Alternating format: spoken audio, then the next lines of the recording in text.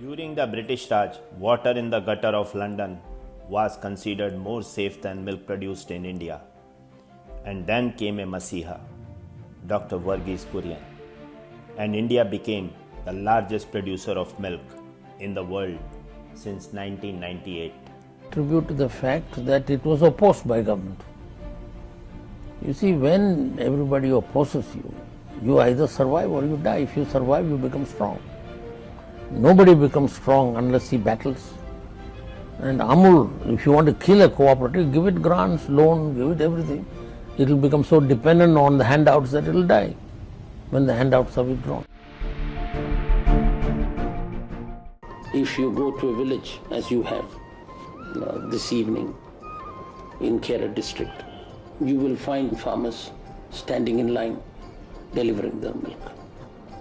What does it do to an untouchable to stand ahead of a high-caste Brahmin because he came earlier?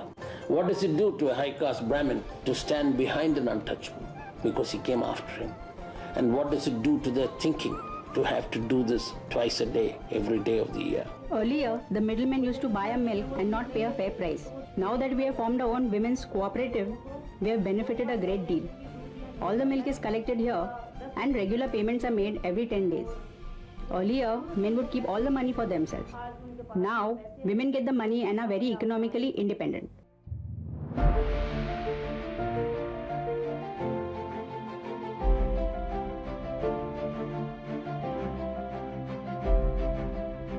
Under Operation Flood, food aid was used as an investment in the production, processing, and marketing of milk, thereby helping to eliminate the future need for such aid.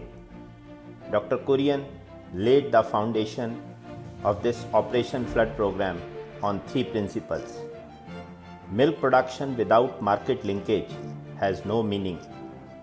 Milk production cannot be matched with milk demand, and cooperatives cannot achieve anything if the actual farmers do not own all the operations.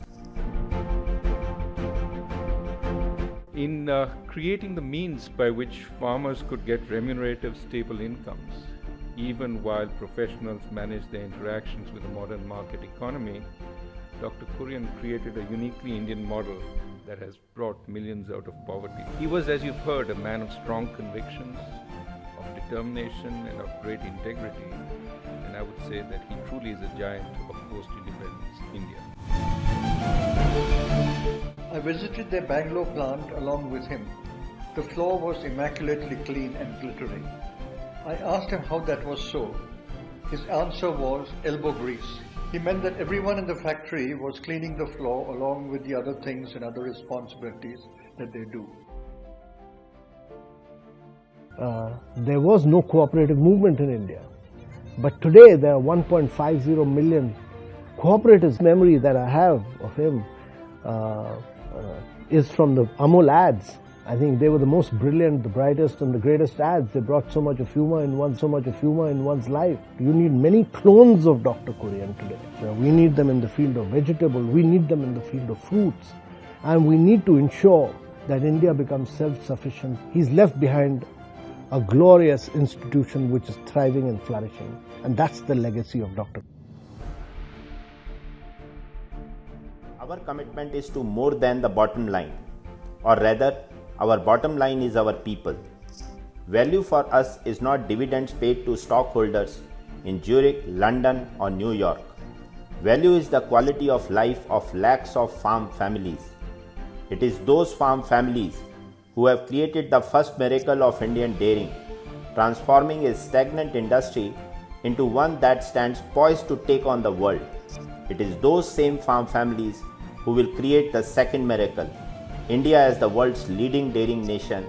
We must never forget them. It is what we are talking about is seeking the larger dimensions of development, which is development of man. Development of milk, development of cows is not so important as development of man. And to develop man, you have to involve him in the processes of development. You have to create structures he commands. You have to give him the responsibility so that he becomes responsible. That is what Anand is, that is what AMUL is, that is what Operation Flood. Dr. Kurien, we love you. You have taught us that your goals must be bigger than your life. You are the reason for us to feel proud being a dairyman.